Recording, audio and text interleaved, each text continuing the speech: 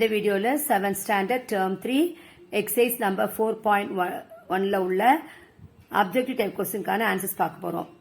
இதுல வந்து question number 14, a dash is a turn about a point.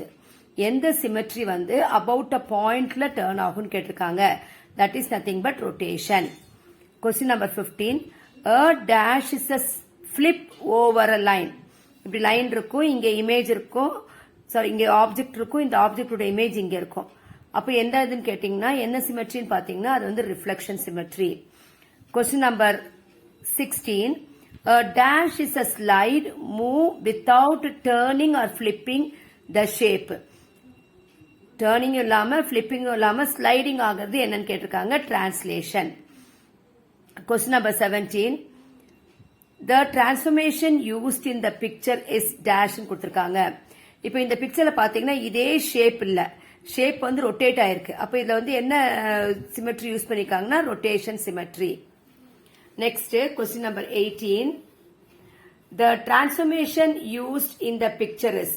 இப்போ இந்த பிக்சர்ல பாத்தீங்கன்னா இந்த பிக்சர்ல எப்படி இருக்கு, இது வந்து அப்படி ரொட்டேட் ஆயிருக்கு. பட் இந்த பிக்சர்ல சேமா இருக்கு, பட் பொசிஷன் மாறி இருக்கு. ஸோ தேர்ஃபோர் இதுல வந்து என்ன சிமெட்ரி அப்படின்னு கேட்டீங்கன்னா டிரான்ஸ்லேஷன் சிமெட்ரி.